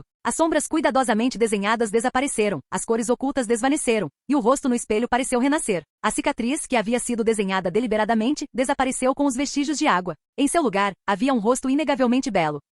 Um nariz arrebitado, olhos azuis profundos, carregando a frieza e a nitidez únicas das terras do norte, como uma papoula que desabrocha numa planície nevada fria e mortal. Naquele instante a empresária, com um ar um tanto abatido e que parecia se esconder em meio à multidão, desapareceu por completo. Em seu lugar estava a verdadeira Emily Edmond. A nobre dama, outrora aclamada como a flor do norte, agora se erguia com uma determinação renovada, elegante, mas com um toque de espírito heróico. A capa, troque-a, murmurou ela. Com um gesto casual, ela tirou a capa sem graça com capuz e vestiu o vestido azul escuro que já estava preparado há tempos. O brocado cintilava sob a luz, delineando sua figura alta, ao mesmo tempo digna e imponente. Ela ajeitou delicadamente a saia e, em seguida, olhou para o seu reflexo no espelho, com uma luz sutil brilhando em seus olhos. Nora, disse ela lentamente, com uma voz que transmitia uma autoridade inegável, chame um guarda da Maré Vermelha. Logo em seguida, ouviram-se os passos firmes de um guarda do lado de fora da porta. Ao abrir a porta, o guarda ficou momentaneamente atônito. Quem era aquele? Este lugar não era sempre ocupado por uma empresária discreta? Como pôde aparecer de repente uma mulher tão bela e com um temperamento tão extraordinário? Mas ele ainda disse educadamente, senhorita, como posso ajudá-la? Emily virou-se lentamente, ergueu o queixo e disse em tom orgulhoso, por favor, informe o Visconde Calvin que sua noiva, Emily Edmond, solicita uma reunião. Ao ouvir aquele sobrenome, seu coração deu um salto e quase que por reflexo, ele endireitou as costas, sem ousar questioná-lo minimamente. Entendido. Vou informá-lo agora mesmo. O guarda respondeu apressadamente, virando-se e saindo com movimentos rápidos. A porta fechou-se novamente e o quarto voltou a ficar silencioso. Emily expirou lentamente, olhando em direção à porta, suas mãos apertando inconscientemente a saia. Louis. Ela sussurrou o nome dele em seu coração, os olhos brilhando de expectativa e apreensão. Capítulo 143. O encontro. Na noite seguinte ao Festival da Primavera, o escritório do Senhor da Maré Vermelha estava silencioso e aconchegante. O barulho do banquete já havia se dissipado há muito tempo, e uma fogueira crepitava na lareira, iluminando as paredes de pedra e as estantes de livros. O ar ainda carregava o aroma de hidromel e carne cozida. Louis tirou a capa e sentou-se à sua escrivaninha, preparando-se para lidar com alguns documentos governamentais pós-festival. Nesse instante, um guarda bateu à porta e entrou, falando em tom baixo e cauteloso. Meu senhor, uma mulher solicita uma audiência. Ela afirma ser Emily Edmond. A pena de Louis parou por um instante em sua mão. Ele ergueu os olhos, com um toque de surpresa. Emily Edmond? Ele imaginava que essa noiva de origem nobre partiria discretamente após observar tudo em Maré Vermelha. Ele não esperava que ela escolhesse aparecer voluntariamente depois do festival. Isso o surpreendeu um pouco. Por favor, tragam-na aqui, disse Louis com voz grave. O guarda acenou com a cabeça em resposta e saiu rapidamente. A porta de madeira do castelo do Senhor da Maré Vermelha abriu-se suavemente, e uma rajada de vento noturno invadiu o local, seguida pelo som dos passos leves e firmes da jovem. Emily entrou no escritório, vestindo um vestido azul escuro com a capa esvoaçando levemente atrás dela, e um emblema de águia prateada, símbolo da família Edmund, preso ao peito. Seus cabelos azuis caíam sobre os ombros, conferindo-lhe um ar sereno e digno. Seus traços eram delicados e esculpidos, e sua figura era esbelta e ereta. Cada passo que ela dava carregava a autoconfiança e a elegância características de uma nobre. Ela chegará despindo-se da máscara, e se apresentará diante daquele jovem lorde como ela realmente era. O olhar de Emily recaiu sobre Louis. Naquele instante, ele ergueu os olhos dos documentos, a luz dourada e avermelhada da lareira lançando um brilho suave sobre seu rosto. Seus olhos estavam claros, seu rosto sereno, e vestido com seu uniforme preto e dourado, ele parecia mais solene e firme do que no banquete. Emily sentiu seu coração falhar uma batida, como se tivesse parado por um instante. Do outro lado, Louis olhou para ela com os olhos brilhando sutilmente. Ela era inegavelmente uma dama nobre, digna, calma, com uma postura firme e segura de si. No entanto, Louis ainda conseguiu perceber uma leve tensão em seus olhos. Emily Edmond. Emily parou e fez uma reverência, sua voz clara e serena, ou melhor, sua futura noiva. Louis se levantou, retribuindo o gesto educado. Meu pai de fato me escreveu sobre este assunto. Vim aqui para observar que tipo de pessoa você é, disse Emily, encarando-o com franqueza. Essa aliança matrimonial é muito importante para mim, então preciso julgar pessoalmente se vale a pena. Ela baixou ligeiramente os cílios, sua voz mais suave, mas excepcionalmente sincera. Espero tomar a decisão eu mesma. Um momento de silêncio se seguiu, a luz da fogueira tremeluzindo no belo rosto de Louis. Sua expressão era calma, sem demonstrar qualquer surpresa. Você não está com raiva? Perguntou Emily suavemente. Não, sorriu Louis com um tom gentil. Eu entendo suas ações. Se fosse eu, faria o mesmo. Ele não revelou seu disfarce no banquete, mas, ao contrário, com uma aceitação silenciosa e tranquilizadora, acolheu suas perguntas e dúvidas. Nesse instante, os cílios de Emily tremeram. Ela sorriu como se estivesse aliviada, os cantos dos lábios curvando-se num sorriso belo, quase indescritível. Louis a convidou para se sentar, e eles se sentaram um de frente para o outro na escrivaninha, o brilho fraco da lareira refletindo em seus rostos. O território da Maré Vermelha é muito melhor do que eu imaginava, começou Emily, abordando o assunto que mais lhe interessava. As ruas são limpas, as casas são organizadas e as pessoas têm sorrisos no rosto. Nunca pensei que veria um território tão decente na região norte. Louis respondeu calmamente. É uma honra receber os elogios da senhorita Edmond. Maré Vermelha era originalmente um lugar desolado. Foi graças ao esforço coletivo de todos que se tornou o que é hoje. Eu apenas tive a sorte de estar diante deles. Mas nem todo Lorde está disposto a fazer isso, acrescentou ela suavemente, seus olhos azuis fixos nele. Quando passei pelo mercado, um velho me puxou para o lado e disse, Nosso Senhor é o sol, o único fogo em um dia de neve. Louis deu uma risadinha. Parece que preciso pedir a alguém para agradecer aquele senhor. Ele me ajudou a ganhar alguns pontos de simpatia. Emily riu, seus olhos azuis se curvando enquanto o olhava, incapaz de desviar o olhar. O que você está fazendo pode mudar não apenas a Maré Vermelha, mas também toda a região norte, disse ela suavemente. Louis deu de ombros. Isso é um fardo pesado demais. Pretendo apenas administrar bem meu pequeno domínio. Eles conversaram assim por um longo tempo, a atmosfera gradualmente passando de uma investigação inicial para uma tranquilidade calorosa, como se ambos tivessem silenciosamente se despojado de suas armaduras. À medida que a conversa se aprofundava, a atmosfera entre eles mudava sutilmente. As mãos de Emily, que seguravam a xícara de chá, já não estavam rígidas. Ela expirou o olhar suave, finalmente abandonando a casca racional que usará em seu primeiro encontro. Na verdade, não sou tão resistente ao casamento arranjado, é só que não quero entregar meu futuro às cegas. Emily fez uma pausa, com uma expressão um pouco séria.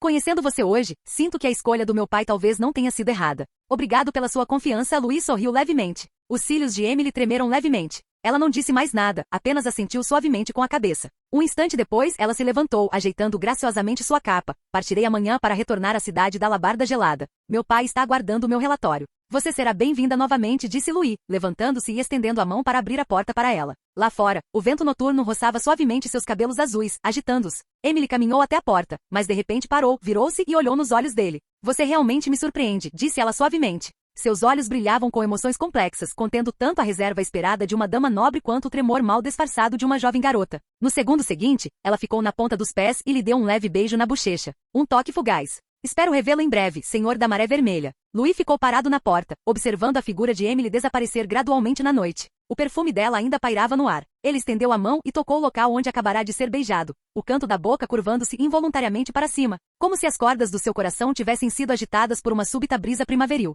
Ele fechou a porta delicadamente e se virou. Assim que ergueu os olhos, seu olhar encontrou de Sif. Sif estava parada num canto do escritório, observando em silêncio. A luz atingiu seus olhos, refletindo uma miríade de pequenas ondulações. Ela não falou nem demonstrou qualquer emoção forte, seu rosto permaneceu tão sereno como sempre. Mas essa emoção reprimida era como uma faísca na lareira, ardendo silenciosamente em seu coração. Louis fez uma pequena pausa, coçando a cabeça de forma um tanto sem jeito. Eu ia te contar. Não esperava que as coisas terminassem assim. Sif baixou a cabeça, passando os dedos delicadamente pela ponta da roupa. Eu sei, disse ela suavemente. Há muito tempo sei que meu status não deveria me permitir tais ilusões. Você é o Lorde, ela é filha de um duque. Ela fez o possível para manter o tom de voz firme. Mas naquele instante, Louis percebeu um lampejo de ressentimento em seus olhos. Ele se aproximou, falando o mais gentilmente possível. Não queria que você se sentisse assim. Eu confio em você. Sif o interrompeu de repente, com a voz muito suave, porém excepcionalmente firme. Ela ergueu o olhar, com os olhos marejados, mas conteve as lágrimas com força, não as deixando cair. No segundo seguinte, ela ficou na ponta dos pés, o abraçou repentinamente, pressionando-se suavemente contra ele e o beijou delicadamente nos lábios. Esse beijo não tinha a reserva de Emily, mas carregava uma confiança mais direta, quase dolorosa. Confio em você, não importa o que aconteça no futuro, estarei ao seu lado. Sua voz era suave, mas derreteu o coração dele. Louis hesitou por um instante e então, delicadamente a abraçou. Capítulo 144. Mago Supremo. A noite caiu e nuvens escuras se adensaram, como se o próprio ar carregasse uma pesada sensação de opressão. No coração da floresta mágica, a antiga e alta torre erguia-se silenciosamente à beira da mata. Um pálido luar mal penetrava as densas nuvens, lançando um brilho frio e prateado sobre a torre. No corredor circular no topo da torre, o Mago Supremo, Aureliano, estava de pé com as mãos atrás das costas. Diante dele, um corvo mensageiro de bronze jazia imóvel sobre uma mesa de pedra esculpida, seus olhos opacos e sem vida, sem piscar há muito tempo. Essa era a ferramenta de comunicação de seu irmão mais velho, o grão-mago Jürgen Loken, que costumava lhe trazer notícias regularmente alguns meses atrás. Mesmo que fossem apenas algumas palavras, isso provou que seu velho amigo estava salvo. Mas agora, meses haviam se passado e nada havia acontecido. Já faz muito tempo. Nada de inesperado aconteceu, não é? murmurou Aureliano para si mesmo, com a voz revelando uma inegável tristeza. Ele ergueu a mão direita, e as pontas dos dedos traçaram lentamente um simples círculo mágico no ar, e uma tênue luz azul esbranquiçada surgiu. Venha! Um chamado em voz baixa. Momentos depois, 12 figuras vestidas com túnicas cinzentas chegaram, ajoelhando-se diante dele, suas máscaras prateadas refletindo um brilho frio sob a luz mágica. Supremo! Suas vozes eram profundas e solenes, como se fundissem com a noite. Aureliano ergueu a mão e um mapa rudimentar em pergaminho apareceu no ar, delineando o contorno da fronteira norte do Império Sangue de Ferro. O grande mago Yulgen Loki não envia cartas há vários meses. Os 12 devem dirigir-se imediatamente à fronteira norte e procurar o seu último paradeiro conhecido. Sua voz era baixa, mas carregava um senso de opressão quase sagrado. Sim, tragam de volta tudo, vivo ou morto. Vocês devem trazer de volta a verdade. Com um clarão de luz, os 12 magos de máscaras prateadas partiram silenciosamente, deixando para trás um silêncio arrepiante. A tênue luz da aurora filtrava-se pela janela, espalhando sombras fragmentadas e difusas pelo quarto. A festa de ontem havia se dissipado, e o calor persistente da noite anterior ainda permeava o ar, tão silencioso que quase se podia ouvir a respiração uns dos outros. Louis abriu os olhos lentamente, seu olhar instintivamente se voltando para o lado. Sif estava enroscada em seus braços, seus cabelos branco-prateados espalhados soltos sobre o travesseiro, suas bochechas pálidas mostrando um leve cansaço. Sua respiração era constante e suave. Seu olhar se deteve por um instante, e em seu rosto adormecido, havia uma mancha de lágrima que ainda não havia secado no canto do olho. As pontas dos dedos de Louis se ergueram lentamente, enxugando delicadamente aquela lágrima. Você trabalhou muito, sussurrou ele suavemente, depois se virou e sentou-se, erguendo a mão com destreza. Uma tela de luz semi-transparente desdobrou-se lentamente diante de seus olhos com um zumbido, emitindo um leve brilho azul-gelo. Atualização diária de inteligência completa? O Mago Supremo Aurelian Sol, preocupado com a falta de comunicação de seu amigo, o grande mago Yulgen Loki, enviou 12 magos de máscara prateada à fronteira norte do Império Sangue de Ferro para investigar o assunto. 2. Uma grande migração de ursos de 2 cabeças é esperada em 7 dias. 3. A neve nas montanhas está derretendo mais rápido, as águas dos riachos glaciais estão subindo rapidamente e a área residencial do território de Kanglu foi inundada. Aurelian Sol? Louis ergueu uma sobrancelha ao ouvir o primeiro item. Ele nunca tinha ouvido aquele nome antes, mas as 4 palavras Mago Supremo eram significativas demais para serem ignoradas. Quem ostenta um título como esse não deveria ser uma pessoa comum. No entanto, Loki, o grande mago, o conhecia muito bem. Aquele velho que caiu diante dele e, antes de morrer, expeliu com força uma onda de energia, preenchendo sua mente com memórias fragmentadas e a técnica de meditação original. Louis não conhecia nenhum mago, não tinha ninguém para guiá-lo e não tinha certeza se seu progresso era rápido ou lento. Todo o seu cultivo parecia um ato às cegas, tendo como único recurso as memórias fragmentadas deixadas pelo antigo mago falecido. Talvez esses 12 magos de máscaras prateadas me deem a oportunidade de acessar o verdadeiro mundo da magia. Mas Louis não tinha a intenção de falar casualmente sobre a morte de Loki. Não era que ele não confiasse nas pessoas, mas instintivamente sentia que saber demais ou falar cedo demais poderia ter um efeito contrário. Era melhor não mencionar isso por enquanto e esperar até que ele encontrasse um mago de verdade para avaliar a situação. Ele voltou seu olhar para o segundo item, um leve sorriso brincando em seus lábios. Migração dos ursos de 2 cabeças, uma inteligência do tipo recurso. Esses ursos de 2 cabeças eram, em essência, gado estratégico em um mundo de baixa magia. Seu poder mágico não era alto, mas seu temperamento era relativamente dócil, e com a videira folha de gelo cultivada em seu próprio território, eles provavelmente poderiam ser domesticados. A carne do urso de 2 cabeças também continha um pouco de magia. Além de ser deliciosa, fortalecia ligeiramente o corpo, tornando-se um excelente suplemento alimentar para cavaleiros. Ele poderia até mesmo ser capaz de desenvolver isso em uma cadeia de valor comercial, vendendo os recursos para outros territórios. Fazer uma carne seca mágica da marca Maré Vermelha também não parecia uma má ideia. Ele já estava planejando em sua mente. Poderia construir um cercado para domesticação, abate, cura e defumação. Mas isso aconteceu 7 dias depois, então ele anotou essa informação em silêncio e continuou a analisar outras informações. Quanto ao terceiro item, tratava-se de uma informação de inteligência típica do tipo alerta. Águas de riachos glaciais subindo rapidamente e inundações iminentes. É uma questão tão insignificante que não preciso ir pessoalmente. Ele vestiu sua túnica, pegou uma caneta e escreveu uma carta concisa, instruindo o funcionário local destacado no território de Kanglu. Reforcem as barragens e evacuem a população com urgência. Caso haja falta de madeira e de artesãos, o apoio pode ser fornecido localmente. Se necessário, desvie a água para proteger terras agrícolas e residências civis. Após selar a carta, ele caminhou até a janela, invocou um pássaro da tempestade, amarrou o envelope nele e o soltou. A sombra emplumada rompeu o ar e voou para longe. Pronto. Ele se espreguiçou, deixando de lado momentaneamente todos os pensamentos diversos. Ainda faltavam 7 dias para o aparecimento do urso de 2 cabeças, e o que era mais urgente agora era o plantio da primavera. Ele já havia combinado com Mickey ontem para inspecionar os campos e os assuntos agrícolas hoje. A luz do sol do início da primavera ainda trazia uma sensação gélida, e resquícios de neve persistiam entre as cristas dos campos. O solo úmido se misturava com a névoa branca ascendente, como se a terra estivesse despertando lentamente de seu sono invernal. O som da aração era incessante, enquanto bois robustos puxavam arados pesados e aprimorados, movendo-se lentamente pelo solo escorregadio.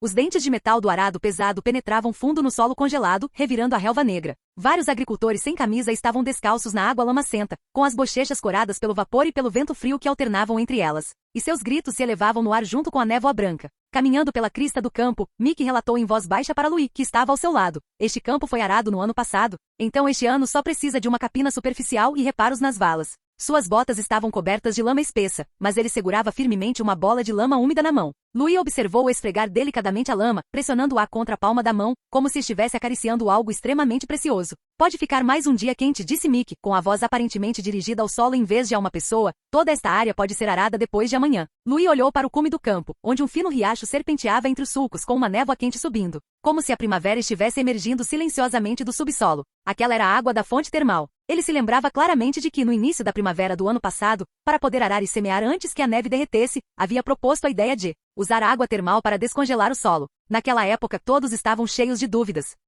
Mas agora, em apenas um ano, os artesãos foram capazes de instalar canais e construir bebedouros por conta própria, controlando até mesmo a diferença de temperatura com perfeição. Você se saiu bem, disse ele com um sorriso, acenando com a cabeça. Mick estava ao lado dele, com o rosto radiante de alegria, compreendendo claramente o significado do elogio. Desviamos um braço da fonte termal que vinha do sul, explicou ele sucintamente. O artesão-chefe modificou a estrutura do canal, usando uma calha revestida de seixos para estabilizar a vazão e a temperatura. A água quente consegue penetrar uniformemente na camada congelada, antecipando a primavera em cerca de 15 dias em relação ao ano passado. Mas veja, disse Mick, conduzindo Lord para o outro lado e apontando para uma área de solo lamacento com manchas cristalinas branco-acinzentadas. É sal. O degelo geotérmico é rápido, mas esse pouco de sal alcalino que estava embaixo também foi forçado a subir. No ano que vem podemos tentar cobri-lo com tábuas, criando uma estufa para isolamento. O ar quente não atingirá o solo diretamente, o que pode retardar o processo. Ele não disse muito, mas suas palavras eram claras, como se as tivesse ponderado repetidamente em sua mente. Anote isso, Louis assentiu, gesticulando para Sif, que estava ao seu lado. Nesse instante, um odor pungente emanou da frente. Mick fez uma pausa, depois se virou e sorriu. Perfeito, o fertilizante está pronto. Vários trabalhadores estavam despejando um carrinho de fertilizante marrom escuro na cabeceira do campo. Ao remover a tampa do balde, o cheiro, semelhante ao gás em decomposição dos intestinos de algum animal selvagem, invadiu as narinas. O fertilizante base é uma mistura nova. Esterco animal, cinzas vegetais, vísceras de peixe e até adicionamos pó de cola. Os insetos não se atrevem a se aproximar e é muito potente, apresentou Mick, orgulhoso. A cola em pó suficiente? Perguntou Louis. Esta é a nova fórmula da Silco. O laboratório de alquimia está atualmente em plena produção, o suficiente para abastecer os campos principais para a aração da primavera. Mick fez uma pausa. Além disso, os ossos dos gigantes de gelo do ano passado não foram desperdiçados. Mick conduziu todos até um campo sinalizado com uma pequena placa de madeira. Na placa, escrita a carvão, estavam as palavras Campo Experimental de Fertilizantes de Alta Eficiência. Ele caminhou até um pequeno terreno cercado nas proximidades. Este é um campo experimental, onde usamos cinzas cristalinas frias extraídas dos corpos dos gigantes de gelo. Estamos testando seus efeitos. Louis disse. Continue em frente. Você está se saindo bem na agricultura. Mick coçou a cabeça, dando um sorriso um pouco tímido. Então Mick levou Louis até o galpão de mudas. O barracão estava localizado em uma área baixa ao norte da base da montanha, cercado por grossas estacas de madeira e peles de animais para bloquear o vento, e coberto com uma película translúcida de graxa por cima, permitindo a entrada de luz e o isolamento. O ar dentro do galpão estava úmido e quente, como se cada respiração carregasse o cheiro de terra e folhas em decomposição. Misturado com um toque de enxofre, um calor os envolvia. Louis entrou no galpão de mudas e foi imediatamente envolvido por um ar quente e úmido. No centro do espaço aberto, uma enorme tartaruga de costas de fogo dormia tranquilamente. Estava enrolada em forma de bola, sua carapaça coberta por rachaduras avermelhadas, como uma rocha vulcânica quente. A respiração da tartaruga era lenta e pesada, ocasionalmente interrompida por roncos baixos. Um leve calor emanava das rachaduras em sua carapaça, dissipando o frio dentro do galpão. Mick disse em voz baixa, esta tartaruga de costas de fogo está hibernando aqui desde que foi transferida da zona quente. A temperatura do seu corpo libera calor continuamente, o suficiente para manter a temperatura dos canteiros de sementes. É uma grande sorte para nós este ano. Louis olhou para a tartaruga tranquila, assentindo mentalmente. Com a trepadeira folha de gelo estabilizando a tartaruga de costas de fogo, a maioria dos problemas de controle de temperatura no galpão de mudas foram resolvidos. Ao longo do caminho central, canteiros de mudas estavam cuidadosamente dispostos em ambos os lados. Os brotos de centeio acabavam de surgir com pontas verdes, enquanto nabos e batatas ainda jaziam tranquilamente enterrados no solo úmido. Mick explicou, sua ideia naquela época foi realmente eficaz. A vantagem do cultivo de mudas é que podemos ganhar tempo, principalmente por poder começar o plantio antes do degelo dos campos. Isso também ajuda a evitar o período de alta incidência de pragas e doenças. E a taxa de germinação das sementes também aumentou significativamente. Louis assentiu com a cabeça, o olhar fixo nos brotos verdes que já haviam rompido a terra. Mais importante ainda, isso garante um melhor manejo durante a fase de mudas. O cultivo centralizado de mudas permite um melhor controle de pragas, irrigação e fertilização, além de nos possibilitar selecionar as mudas mais fracas, garantindo que apenas as mais fortes sejam transplantadas. Ele aproximou-se de uma muda de nabo particularmente vigorosa, tocou delicadamente suas folhas tenras e sentiu a vitalidade e o potencial da jovem planta. Este é realmente um método que economiza tempo e trabalho. Aquela fileira de mudas parecia um tanto incomum, as folhas estavam amareladas e uma fina camada de mofo cinza cobria o solo. Mickey imediatamente deu um passo à frente, explicando em voz baixa, esta fileira de mudas, a umidade no galpão estava muito alta alguns dias atrás, e a ventilação não era suficiente. Como resultado, apareceu mofo. Já pedi para isolarem as plantas afetadas e reabrimos os orifícios de ventilação no telhado do galpão, para que não afete outros canteiros de mudas. Seu tom de voz revelava um inegável remorso, mas mesmo assim ele se esforçou para manter a compostura. Em meio às fileiras de canteiros de mudas verdejantes, havia também um canto que parecia escuro. As bordas de várias folhas das mudas estavam enegrecidas e seus caules apresentavam uma coloração levemente esbranquiçada, indicando claramente uma infecção fúngica. Mickey deu um passo à frente rapidamente, com a voz carregada de arrependimento. Houve alguns problemas com esta fileira de mudas, principalmente devido à umidade excessiva durante a noite de alguns dias atrás e à ventilação insuficiente. Eu já as isolei, então a doença não se espalhará. Luís se abaixou para dar uma olhada. O mofo estava de fato confinado a uma pequena área e havia sido tratado prontamente. Ele não o culpou, apenas disse suavemente: "Está tudo bem, você resolve isso." Poucas palavras, mas que fizeram o coração de Mickey estremecer. Ele baixou a cabeça, curvando-se em resposta sim. Naquele instante, os olhos de Mickey ficaram vermelhos. Ele se lembrou de quando chegou pela primeira vez ao território da Maré Vermelha, ainda usava uma coleira de escravo. Suas mãos estavam cobertas de queimaduras de frio e cicatrizes, e ele se encolhia na lama e na neve, evitando olhares. E agora ele podia ficar no galpão de mudas, liderando uma equipe para cultivar os campos, suas palavras sendo ouvidas, suas sugestões sendo acatadas. Tudo isso lhe fora dado por aquele jovem senhor, e ele sempre se lembraria da bondade do senhor. Louis não notou os olhos vermelhos de Mickey nem percebeu o peso e a gratidão por trás daquela frase: "Sempre me lembrarei." Ele simplesmente olhou para as fileiras de brotos verdes e tenros, assentindo mentalmente: muito bem. Era isso que ele queria, não apenas um abrigo quente e úmido para mudas, não apenas aqueles brotos e folhas envoltos em névoa. Era um território que estava se tornando organizado, autossuficiente e até mesmo sustentável. Seus pensamentos já haviam se estendido para além daquela área do galpão, alcançando fronteiras mais distantes. Além do território da Maré Vermelha, os outros 5 feudos também haviam começado sucessivamente a recuperação da região na primavera. Embora não tivessem recursos geotérmicos como o território da Maré Vermelha, ou a Tartaruga de Costas de Fogo e canais de irrigação de fontes termais disponíveis. Mas eles haviam distribuído ferramentas de recuperação, reservas básicas de alimentos e um conjunto de modelo de Maré Vermelha que havia sido verificado na prática. Se o projeto pudesse ser implementado de forma completa e sem incidentes graves neste inverno, seria possível alcançar a autossuficiência pela primeira vez, sem a necessidade de comprar grãos de fora. Uma corrente de ar quente subia lentamente das profundezas do galpão de mudas, carregando o aroma da terra e da vitalidade. Ele desviou o olhar e acenou com a cabeça para Mickey, que estava atrás dele. Continue assim e registre todas as suas experiências deste ano. Mickey endireitou-se abruptamente com um brilho nos olhos. Sim, meu senhor. Fim do vídeo. Para acesso antecipado à continuação dos vídeos, ou para incentivar o canal, vire membro. Muito obrigado.